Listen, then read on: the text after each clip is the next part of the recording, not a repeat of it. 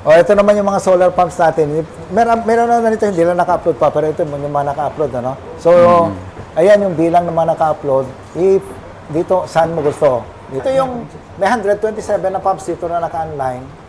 Tignan natin kung nasaan. Ayan sila. Ayan. Saan yung pinuntahan nyo? Dinalupian. Ito, malapit sa Subic. Siguro dito, banda, no? Bago tayo magtuloy, sir, ipakilala ka rin. Sorry po. I'm Engineer Marcel Gialone from National Irrigation Administration, Ayan. Development Management Division. Ayan. And Sir Shahar. Hi.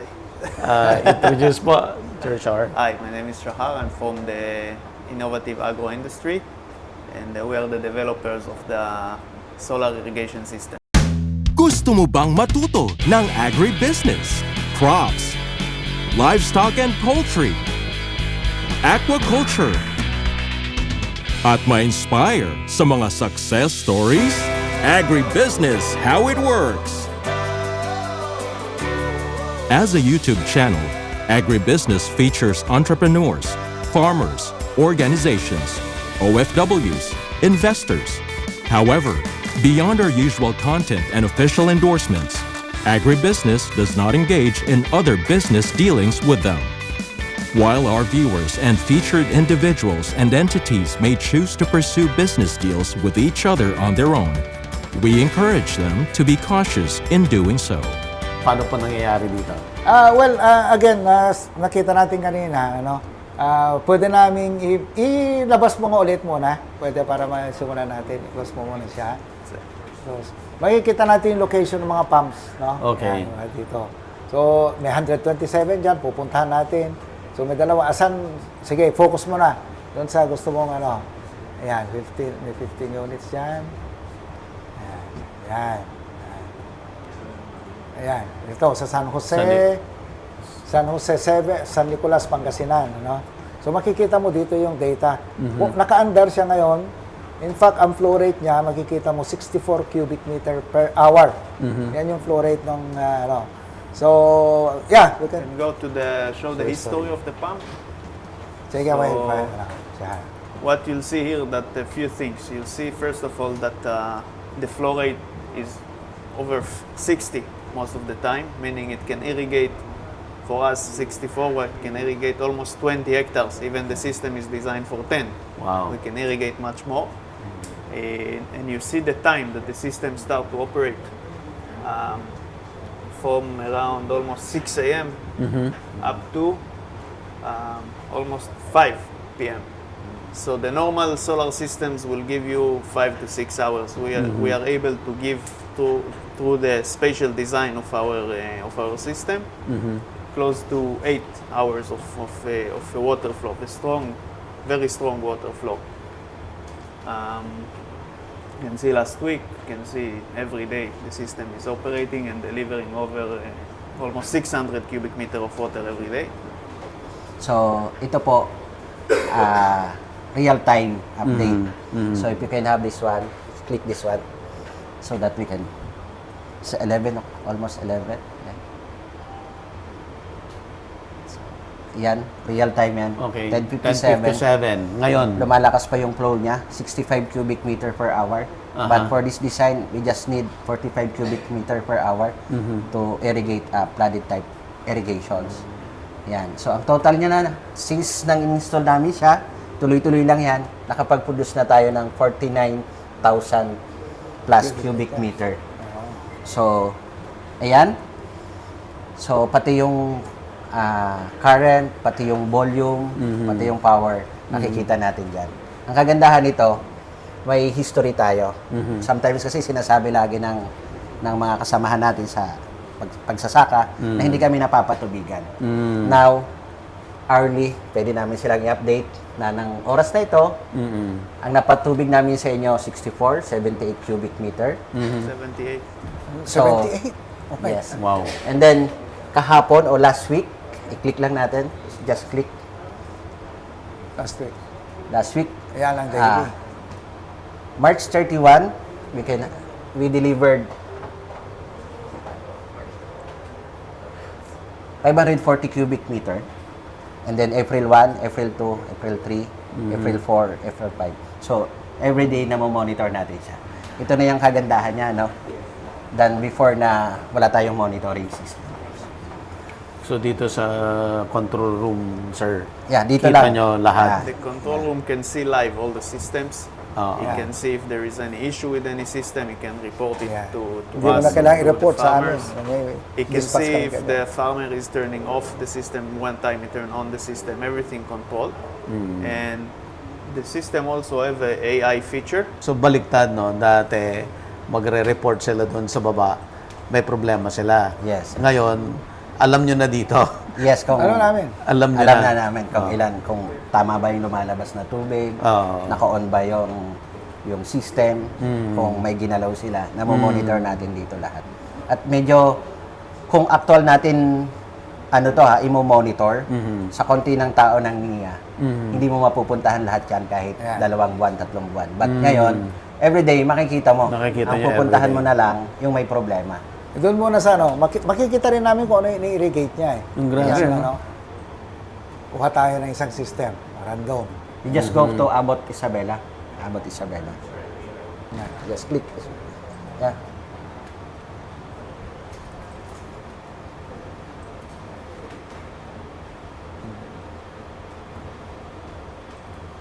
Yan.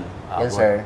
Pag sinabi natin na ano, nasaan yung nilagyan nyo ng pump, ilan ang nai-irrigate.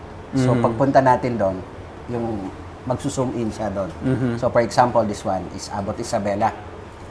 So, before the satellite, just alisin mo muna yung satellite. Nakikita natin, sir, green lang ang kulay niya, no? So, pag minonitor na natin siya sa satellite, para tingnan kung may sakit o healthy yung halaman, nakita niyo, sir, nagbago yung kulay. So, meaning, possible, yung may kulay yellow dyan, may paparating siyang sakit o risk. Or, ito naman, may sakit na talaga yung kulay pula. So, namomonitor natin. Pero pag sa baba ka lang, makikita mo yan, lahat lang kulay green. Ngayon, kung magpiprescribe tayo, tingnan natin kung ano ba yung kailangan ng solution dyan o kailangan ng halaman. So, ang sinasabi dyan, dapat mag-spray ka. Ang kagandahan dito, hindi ka na mag-spray lahat. Doon lang O kaya kung mag-aabono ka, doon lang sa very particular. Pininpoint niya. Yeah. So, Kaya mas matipid, makatipid ka. makakatipid ka sa input. Wow. Hindi magiging acidic yung lupa mo dahil yung healthy, hindi mo lalagyan ng pataba o mag-spray. So, dyan, Can record makikita mo everything. yan. Pwede kang, yung chemical na i-spray mo, sasabihin, ilang litro yung titimplahin, sasabihin. Wow. So, yan ay ibibigay natin ngayon sa farmers. So, even we can export file na para ba tayong doktor, sir, na re-resitahan natin yung farmers sa 15 hectares niya na yan. So, pwede tayo mag-prescribe. Actually, kaya kami nakipag-MOA with UPLB, Yes, sir. UP Los Baños, and kanina yung IRI. Kasi gusto naming ma-maximize itong artificial intelligence, yung malagyan ba ng ng pag-input. Because kung ano yung i-input mo rito, eventually, yung mga susunod na maaaral niya yan eh. Kasi artificial intelligence nga. Sa susunod, itong kulay pa lang alam na niya kung saan lugar, kung precise na yun. Once we start to record all the information, in few years you'll have a database and the AI system will know to tell you what variety of rice to plant where, what kind of chemical to use Ipakita mo pala where, yung according pagtatanim to kung the kailan, weather, to the irrigation, to everything. Yung ipakita mo sa kanya yung kung kailan magtanim, meron pa rin doon eh. Yes, sir. Pwede. Even the varieties. Even the variety, the best will variety. recommend. Which variety grow better in which area of the Philippines, where we get better yields. So actually, Asan yun? Yes, sir. from our pilot system few years ago, we are able to take the yields almost 2 times more than before they use the Yeah. system. Ang maganda nito ngayon, nilagay ko rin Yes, yung sir. system sa mga dulo ng ating mga national irrigation systems, yung mga matataas. Pati yung mga pag-aaral doon sa national system natin, magagamit natin siya eh. Kasi magkakatabi lang sila. So, ang mahalaga sa amin kasi, yung time, kung kailan ka dapat magtanim. ano ba yung pinaka-the best time na magtanim ka. So, Like ibibigay crop niya yung management. data sa amin. Crop management. Di ba meron nung, Marshall, yung Yes, pwede nyo yes, ipakita? When sowing date, lalagay mo na dyan, no? What crop, variety, end date, so expected plants per hectare, cycle. So, very precise siya talaga. Tuturuan ka niya, kailan ka ba dapat magtanim? Based doon sa weather pattern. So, talagang, ang maganda dito ngayon, ang advantage na ito ngayon, di ba, ayaw tayong pautangin ng mga bangko, yung mga, kasi walang mag-insure sa atin dahil masyadong risky. Risky. Malilesen mo yung risk ngayon dahil naka-AI ka na eh. So yung mga farmers natin ngayon, magkakaroon ng confidence yung mga bangko na magpautang sa kanila because very uncertain kasi ang agriculture eh. Kaya yun ang advantage. Go ahead, anything you can add? No, Yeah? I think you mentioned everything, but it's I think it's a system that will change. It's a revolutionary system that will change all the situation of the rice growing and the yields will be much bigger and the more system will be installed, the closer to food security that the system will bring. Less imports. Admin, gaano kadami itong ini-install We will ninyo na solar? 2024 is 1,000 plus, 1,000 plus din ang 2,000. So, magkakaroon kami ng 2,000 lahat, buong bansa. Ang kagandahan po na to is that yung regular na irrigation system natin, ang ginagastos natin dyan is 1.2 million per hectare. Pero yung magtatayo ka ng dam, magtatayo ka ng irrigation facility, which will take around 6 years, gano'n, 5 to 6 years, no? This one, pwede mo siyang install within 6 months lamang. And ang average sa price na to, nasa around 800,000 to 1 million lamang. Malayong mas mababa. Tapos ang ROI na to, nasa 3 years lang eh. Yung isang, kasi yung mga binigyan namin nito, nagtatanim din sila ng high value crops. Kasi naka-drip irrigation ito, tsaka fertigation. So, yung alimbawa sa Mindoro, nagtanim ng sibuyas. Eh, ang kita ng mga farmers doon sa isang cropping, sabi nung isang na-interview noon, 500,000 ang isang hektarya nila eh. So, kung 800,000 lamang ito, ibig sabihin, 1 year pa lang, naka-ROI ka na. So aside from rice production, pwede pa high High-value value. crops. Ito yung advantage, this is our advantage now because, itinaas ng Amerika yung tariff ng katabi nating mga bansa. Eh kung yung mga leaders natin ngayon, magtatayo ngayon ng mga agricultural economic zones at may production na tayong ngayon dahil naka solar pump tayo, may drip. Kahit summer pwede tayong mag-produce kung hindi mo na kailangan ng malaking irigasyon. Pero yun mong advantage natin sa export ko natin ngayon, di ba? So, malaking advantage ito. Again, ang pinakamaganda dito, napakabilis mong... How many days will you install one pump? 2 to 3 days. 2 to 3 days. So installation in Yeah, I 1 day. saw. Yes, so wait. 2 to Yeah. 3 So the days. second day. So Yeah. So, with this investment, and then yung ROI mo is 2 to 3 years only, dapat ang gobyerno damihan pa ng ganito. Kasi bawing-bawi ka dyan eh. Hindi lamang yan, isipin natin na yung mga mahihirap natin nasa agriculture sector ang karamihan, more than 50% ng ating mahihirap nasa agriculture sector.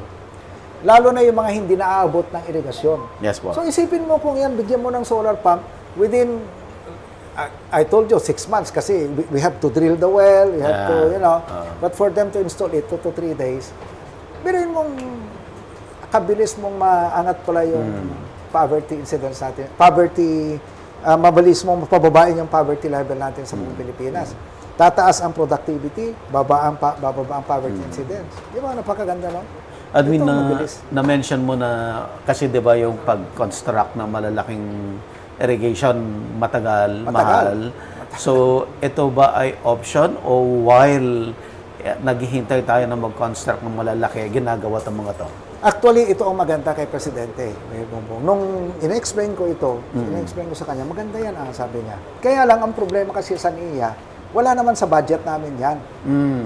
Itong DBM naman, kahit magtatambling ka dyan, kahit anong sabihin mo, hindi naman yan magbibigay ng additional na budget. Kung ano yung ibibigay sa'yo, kahit na sinabi ng presidente na ang kanyang priority ay food security, dapat dagdagan niya yung budget.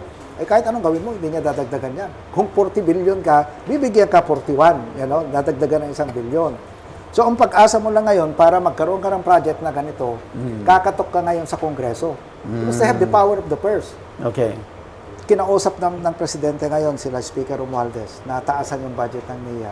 Very receptive si Speaker Romualdez. Sabi niya, ito yung talaga namang totoong mataas ang talagang kailangan natin pataas yung production natin. So, yung budget ng NIA, dinoble ngayon ng Kongreso, kay Speaker Romualdez. Unfortunately naman, ikwento ko lang, dalawa kasi yung natin, yung Kongreso, nung pumunta naman sa Senado, nabawas naman yung dinagdag ng Kongreso, may reason din sila kung bakit gano'n, Pero matigas ang Kongreso, sabi nila, hindi, kailangan natin talaga ng tulungan yung mga farmers natin. So nung nag-BICAM, binalik nila ulit yung nabawas na budget natin. So, yung mga farmers natin, napakaraming testimony na gumanda yung buhay nila. Hindi lang kasi nagagamit ito sa sa irigasyon, pwede rin sa kuryente na, sa inumin. Tubig.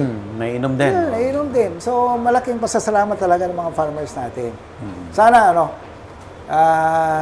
ito ang dapat natin titigan. Kung gusto natin ng quick fix sa ating, promotion. Ito yung, kasi isipin po ninyo, yung National Irrigation Master Plan natin, 3.2 million hectares based on a 3% slope lamang. Paano naman yung mga kapatid nating farmers na nasa upland community? Wala na. Lang source. So ito ngayon ang ginamit natin para mapunduhan yung mga nandoon na hindi naabot ng irigasyon. So malaking tulong po ito. So at ang maganda, well monitored, may artificial intelligence, mabilis yung ROI, so, nasubukan mo naman pumunta ng field, di ba, Sir Buddy? Yes, One sir. time pumunta ka doon sa mga binigyan na namin ng solar pump. Makikita mo yung feedback nila. Kasi mahirap na kami ang magsabi. Apo. Pero kung pupuntahan mo, talagang, minsan may pinuntahan pa ako, mangiyak-iyak na nagpapasalamat sa akin. Sabi ko, ba't anong pinagpapasalamat? Yung pala, nabigyan sila ng solar pump irrigation. Nakakatuwa. So nationwide na po ito. Nationwide ito. Yung iba kasi hindi lang naka-upload pa eh. But as we have already installed around 500, 700 units. No? 2,000 po yung target niya. Yes, 2,000 yung target namin. For 2 years. Mabilis yung mag-install. Ang mahirap kasi yung mag-drill. Yung mag-drill. Oo. So, it takes time. But ang maganda sa NIA, nung bago akong administrator dito, nakahanap ako ng savings namin. Binili namin ng geo-resistivity equipments. So, ibig sabihin, mamapping namin ngayon kung nasaan yung tubig. Wala yan ng ibang agency. Wala. Si Highways hindi makapagtayo ng ganito kasi wala siya noon. Kami alam namin kung saan namin magdi-drill. Isipin mo kung drill ka ng drill kahit saan, di ba? Pero kami alam namin. Asan yung aquifer, nasaan yung pinakamagandang pwesto. So, yung pag gumawa kami ngayon, ayos. Yung ating mabilis. But then again, it takes bago ka kasi makadrill ng isa, baka 3 weeks, 1 month. So, doon lang nagtatagal. But with regards to installation, mabilis. At saka yung design nila, kayang i-withstand. Di ba, bumagyo ng super typhoon sa Cagayan? Wala namang nasira doon sa design nila eh. How many... 180 kilometers per hour. Yeah, it can withstand. Yung sa Cagayan, mahabot pa yata ng 200. Wala namang nasira doon sa kanilang... Is that the reason why there's a gap between the panel? That's not the reason. It's more if you see the structure, it's very The structure. massive. Usually they build very, very simple structure for solar panels. But we designed a very massive structure that we install it around 1.5 meters under the ground. And we use a very thick, our structure weigh almost 1.5 tons. So it's very sturdy to the wind. Admin, sino yung mga priority na nabibigyan nitong Solar pump irrigation. solar pump irrigation project? Well, una, yung mga request sa atin, napakarami yan eh. So, ina-evaluate natin yan. Ina-evaluate natin yan. Ang number one consideration namin ay ilan ba yung masasakupan niya. Because 15 hectares yung aming target eh. So, mas marami, mas priority namin talaga. At saka yung situation sa lugar, ano? Like, meron tayong cases sa Apayao. Nandun na sila sa taas. Kasi ang target na itong irrigation, solar pump irrigation na ito ay yung mga 3% and above dahil excluded sila sa plano ng NIA. Nakakaawa. Alam nga naman, yung patag lang na lugar ang lagyan mo. Paano naman yung nagtatanim ng high-value crops? Makita mo lang sana yung mga projects namin sa, like in Cebu, yung mga nagtatanim ng mga doon, ang Sandali mo ako doon. Oo. Magugulat kayong change ng buhay nila from kasi nga ang Cebu, 'di ba, may market diyan. Yes, Tapos puro bulubundukin, no? Ang tinatanong nila yung mga high value crops. Ang maganda pa sa high value crops is maiksi yung time na magtanim ka at mag-harvest. 2 buwan. Ang palay 4 na buwan eh. Itong mga to 2 buwan harvest na. Meaning mas maraming cycle ka pwede magtanim. Mas malaki na yung kita mo, mas marami pa yung cropping intensity. Kaya ang ideal dito is that yung solar pump na ito, o 2 high value crops, isang palay. Ganoon. Pero yung ROI na to, very confident ako within 2 years, bawi ito eh. So isipin mo, kung ito ang pinupundahan ng gobyerno, ang bilis niyang makabawi ng investment. Yung ating investment sa mga high dams, ang ROI, ang EIRR niya nasa 10%, 12%. So, matagal na panahon bago mo mabawi yan. At matagal mo pang i-construct yan. Although, kailangan mo talaga rin ng short term, medium term, and long term solutions. No? At pasalamat tayo kay BBM ngayon. 3 malalaking dams yung pinunduhan niya ngayon. Yung Balog-Balog, na matagal lang problema, na 2 presidente na ang naging presidente dyan sa 2 Aquino presidents na. Kasi nasa Tarlac yung Balog-Balog eh. Hindi nila natapos. Si BBM ngayon, sabi niya, tapusin natin. Okay. Pinunduhan niya, Balog-Balog, Tumawini Dam, Inisaip. Tumawini is Isabela. Ilocos Norte, Ilocos Sur Abra Irrigation Project. At saka marami rin sa Mindanao, no? Itong Panay River Basin sa Visayas, Alaor. Sa Mindanao, yung Along Pulangi River. Daming projects ng NIA ngayon. No? So, talagang ang Pangulo, ang tinititigan niya talaga is itong agriculture sector. No, alam mo, maswerte ako, nakakausap ko palagi, nakikita ko yung sincerity niya eh. Pag pinapaliwanag niya sa akin, lagi niyang, ang punto niya is that, ang malaking kasi sa atin, sa GDP natin ngayon, parang nasa 10% na lang agriculture, wala pa yata eh. Pero kung titignan mo, yung gusto niyang pataasin ito kasi ang mahihirap, majority ng mahihirap nandyan sa agriculture sector. Kung matulungan natin yan, Eddie, sabi niya, lalaki yung production natin. Pag lumaki, biruin mo, pag lumaki production mo, mababawasan yung importation natin. Tipid tayo. No? Sabi niya, put your money where your mouth is, Eddie. Sabi niya, kung ito yung priority natin, itong gagawin natin. Sabi ko, alam mo, ang sabi nga sa akin dyan, yung mga taga-DBM, magalit sa akin, makulit ako eh. Sabi ko, ang gusto ng boss natin, food security, bakit naman ang kuri-kuripot nyo? Tulad ngayon, di ba? Ang budget namin last year was 70 billion. Ginawa yung budget namin for 2025, yung left namin, 40 billion. So, binawasan.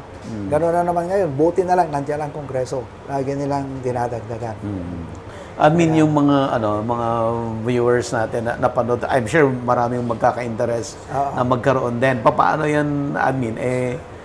Na-select nyo na lahat yung 2,000? Hindi naman. Hindi pa. Oo, yung natin, meron na kaming target. Pero yearly naman po ito eh. Ang pinaka-importante po dyan, maggrupo sila. Yung isang... Kasi hindi naman pwede, ang gusto kasi ng gobyerno po, gusto ko lang ipaliwanag, yung inclusive growth.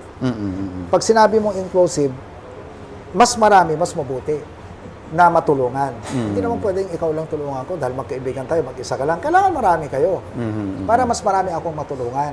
Kasi nga kukunti yung budget ng gobyerno. So mas marami, mas mabuti, at tinitingnan din namin yung sitwasyon sa lugar. Ano ba ito? Mahirap pa talaga sila? Ano ba yun? Kaya mas priority namin kung saan mahirap na lugar.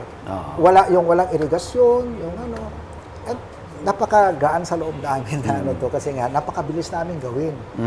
Di ba yung sa Negros, yung Yes, yung kapupunta ko lang last week, Thursday, Friday, yung sa mga LCAC, yung may mga insurgency sa lugar. So, syempre, yun nga, sabi, deprived sila. So, doon natin dinadala rin tong proyekto na to para kung ano, inclusive yung project, hindi lang yung selective.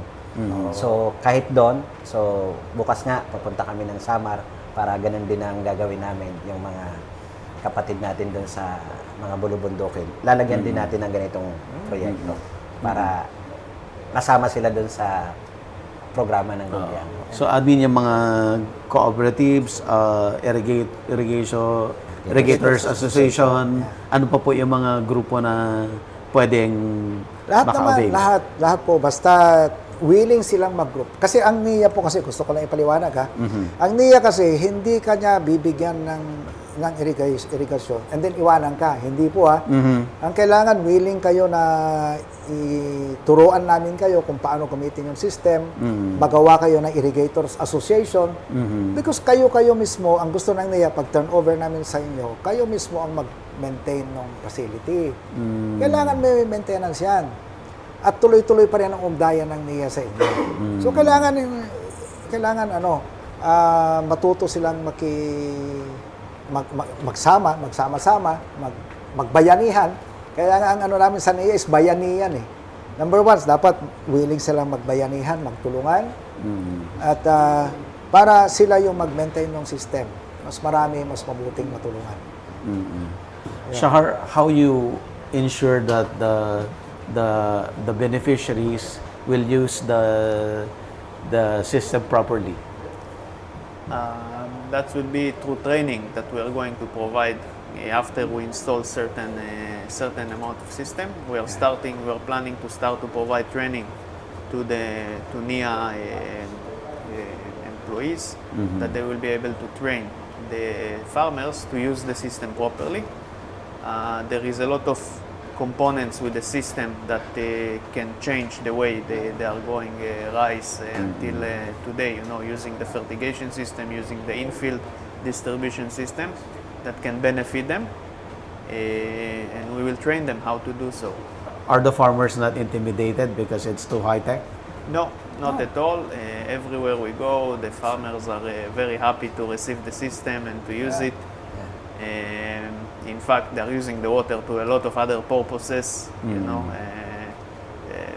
They're coming, they're taking the water, they're using even for laundry sometimes. We will give the proper training, and I don't think they are intimidated. I think they are very happy to receive the systems. Sa totoo lang, Yes, sir. your people are getting fat. Because wherever they go, they install the system. They install the system. Papakainin sila ng mga kung ano, tuwang-tuwa yung mga farmers. Almost all the time, the farmer will be so happy. We invite our people to stay there and to eat. All the time we go somewhere, they invite us to drink, to eat, to join them. The barangay captain invites us all the time. So they are very happy to receive the system. That's their way showing their appreciation. They're able to even build a small fish pond beside the system and to grow some tilapia. And it's a lot of things that the system. In fact, kasi pag makita mo nga naman yung dati na ginagamit nilang diesel pump, yes, na ginagastusan nila ng gasolina, ngayon wala na. Imagine that whoever used diesel pump before will spend around 800 to 1,000 pesos every day just for diesel. Now, his water is completely free. As long as the sun is out, and when the sun is not out, it's rain. So it's compromise each other. Anything else na you want to emphasize for your projects? Wala, lagi ko lang sinasabi, ang hashtag namin sa NIA ngayon, bayanihan, pungo doon sa bagong Pilipinas na gusto ng ating Pangulo. Ang gusto ng ating Pangulo talaga, lalong-lalo na, panganay ang mga magsasaka sa kanyang 8-point socio-economic agenda. Food security talaga. At seryoso sa dyan. Kami naman dito sa NIA, ginagawa namin lahat ng paraan para yung kakaunti na budget namin ay ma-maximize natin, hindi masayang, namumonitor natin. Mahirap kasi kung may nasira tapos wala na eh. Sa amin kasi monitor namin kung may sira, tatakbo ka agad. Ang warranty niya, napakatindi yung warranty na to, 10 taon na to warranty na to. So, sabi, isang tawag lang namin, pupunta, ayusin yung system. Pero napakatibay ng system nila. So, ang gusto ko lang sabihin sa ating mga kababayan, sa ating mga magsasaka, magtulungan tayo lagi, magbayanihan tayo, gawin namin yung aming trabaho, at tulungan din kami, yung ating mga farmers para magtanim. Napakaganda po ng programa ng ating Pangulo. Sir Buddy, Yes, sir. dati akong mayor Yes, sir. At nasubukan ko maging mayor na nakaraan. Alam mo, ang tinututukan lang noon, peace and order. Peace and order. Hindi tinututukan noon yung mga ganitong tinututukan ng ating Pangulo ngayon. At alam mo, natotoo lang, nung ako mayor, inaaway ko yung chief of police ko. Sabi ko, ano mga ba't yan? Mga nagtakot na nato mga. Sabi ko, matapos, nandyan na yung mga kwan, wala namang ibang tinututok, pati yung aming SGLG, nakatutok lang doon sa peace and order. Pero, hindi mo naman makain yung peace and order. Although, maganda yung may peace and order, pero hindi mo makain lang yung, kailangan din yung, may kasabihan kung wala daw, as long as hunger exists, peace cannot prevail. Exactly. Kahit anong gawin mo, alam nga naman, hindi kakain yan, magnanakaw yan kung ano man. Pero itong approach ng ating Pangulo ngayon, holistic ito, gusto niya may peace and order tayo, meron tayong uunlad ang ekonomiya natin, lalong-lalo na po yung ating mga magsasaka. Ito ang challenge kayo, Sir Buddy. Ikaw ang umiikot sa buong Pilipinas. Tanungin mo yung mga irrigators association namin. Tanong mo kung anong naramdaman nilang pagbabago ng serbisyo sa kanila. Sure ako sa iyo na yung mga positive na mga impacts nila. Kahit saan, sa Mindanao, sa Luzon, sa Visayas, pag umiikot ka, please, tanungin mo sila. Para yun yung aming testimony kung paano ang pagsisikap ng ating Pangulo. At tama yung direksyon Kung ang una mong tutukan yung agrikultura, talagang marami kang masosolve ng problema natin. At sila yung most vulnerable na sektor ng ating. Nandyan sa, hindi ko makalimutan yung sabi ng Pangulo, sabi niya, nandyan sa agriculture sector yung pinakamalaking bilang ng mga mahihirap. Kaya yun ang dapat nating i-prioritize. At ako na nagsasabi ko sa inyo, seryoso po ang ating presidente dyan para tulungan po ang ating mga magsasaka. Alam po, Sir Buddy. Salamat Admin, thank you so much. At pinakita na admin sa atin yung projects nila na sobrang impressive, sir. na nakaka-impress talaga. Thank you, Sir Buddy. Thank you so much, sir. Salamat. Thank you, sir. Sir, thank you. Thank you. Sir. Thank you, sir. That's our I made picture here. mistake in the wind. In the wind? 250 kilometers per hour. 250, yeah. It's at 180. It's In 250. Cagayan, it was, It was 280. 280 kilometers. Talaga, yung kanila Ay, dito tayo. Sir, puntahan ko yung mga Irrigators Association. Pagkakumputan mo, kahit sino doon, i-random mo lang. Usapin mo, makikita mo. Yung sinasabi ko sa'yo. Okay, sir. Sir Buddy, Thank you so much po. Thank you. Sir, thank you, boss. thank you. Ay, ito pala. Sir Jingmo, yung mga Irrigators Association. I-connect mo para marinig niya yung natin. Agribusiness merch is now available on Shopee and Lazada. Agribusiness, how it works. Instruct, inspire, succeed.